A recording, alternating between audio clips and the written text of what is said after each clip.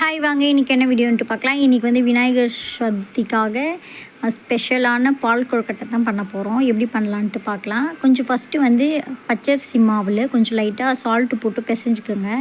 அப்புறம் வந்து கொஞ்சம் நல்லா சூடான தண்ணி, கொதிக்கிற தண்ணியை எடுத்து இந்த மாதிரி கொஞ்சம் கொஞ்சமாக ஊற்றி மிக்ஸ் பண்ணிக்கோங்க. கையை வச்சு மிக்ஸ் பண்ணாதீங்க. ஃபஸ்ட்டு வந்து மிக்ஸ் பண்ணும்போது தண்ணி ஊற்றி மிக்ஸ் பண்ணும்போது வந்து ஸ்பூனு கரண்டி அந்த மாதிரி வச்சு யூஸ் பண்ணுங்கள். ஏன்னா கையில் டைரெக்டாக வச்சிங்கன்னா செம்ம சூடாக இருக்கும். ஸோ அதனால தான் கொஞ்சம் இந்த மாதிரி கலந்து விட்டுக்கோங்க. ஃபஸ்ட்டு வந்து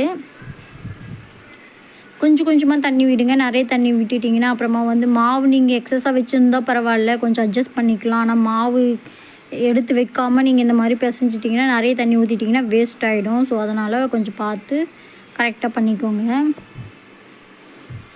இந்த மாதிரி நல்லா உருட்டி எடுத்துக்கோங்க சப்பாத்தி மாவு பதத்துக்கு. இது வந்து தர்ஷியோட ஸ்கூலில் இது பண்ணிட்டு வர சொன்னாங்க. இப்போ வந்து நல்லா ஒரு 5 நிமிஷம் 10 நிமிஷம் அப்படியே ஊறட்டும். அது அப்படியே இருக்கட்டும், அப்போ தான் சாஃப்டாக இருக்கும். இது வந்து தேங்காய் பால் ரெடி பண்ணுறதுக்காக தேங்காய் வந்து துருவி எடுத்துக்கலாம். ஃபஸ்ட்டு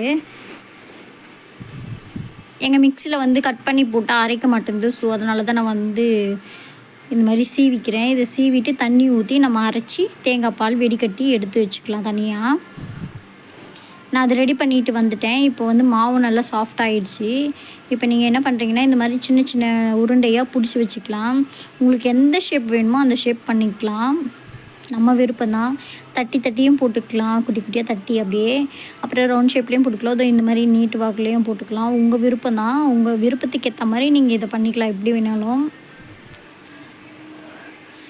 இப்போ இதை வந்து ஒரு 10 நிமிஷம் இட்லி பாத்திரத்தில் வச்சு வேக வச்சு எடுத்துக்கோங்க. 10 நிமிஷம் இருந்தால் போதும். இப்போ அது வெந்துகிட்டே இருக்கும். ஸோ இதெல்லாம் பண்ணலாம். கொஞ்சம் பால் 1/2 லிட்டர் பால் ஊற்றிருக்கேன்.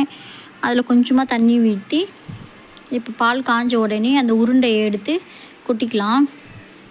அப்போ தான் கொஞ்சம் நேரம் பால் அது வந்து ஊறும். ஸோ அதனால் நம்ம டக்குன்னு செஞ்சு சாப்பிட்ணுன்னா கொஞ்சம் நேரம் பால்லையே அப்படியே போட்டு வேக வச்சா தான் டேஸ்ட் இருக்கும்.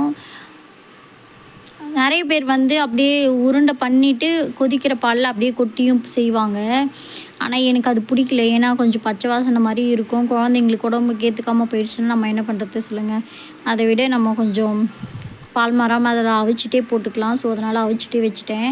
இப்போ வந்து தேங்காய் பால் ஊற்றிக்கோங்க. இதில் தேங்காய் பால் ஊற்றினோடனே எவ்வளோ திக்னஸ் ஆகிடுச்சு பாருங்கள். அப்புறம் கொஞ்சமாக சர்க்கரை போட்டிருக்கேன். உங்களுக்கு டேஸ்ட்டுக்கு ஏற்ற மாதிரி சர்க்கரை போட்டுக்கோங்க. இப்போ பார்க்கும்போதே சூப்பராக இருக்குது. இப்போ வந்து லாஸ்ட்டாக வந்து நீங்கள் என்ன பண்ணிங்கன்னா கொஞ்சம் மாவு நம்ம அந்த உருண்டை பிடிக்கிறோம் பார்த்தீங்களா, அப்போவே கொஞ்சம் மாவு எடுத்து தனியாக வச்சுருங்க. அந்த மாவை நல்லா தண்ணியில் மிக்ஸ் பண்ணிவிட்டு, கட்டி இல்லாமல் தண்ணியில் மிக்ஸ் பண்ணிவிட்டு லாஸ்ட்டாக இந்த மாதிரி ஊற்றி இறக்கி வச்சுடுங்க. அவ்வளோதாங்க, பால் கொழுக்கட்டை ரெடி ஆகிடுச்சு எங்கள் வீட்டில்.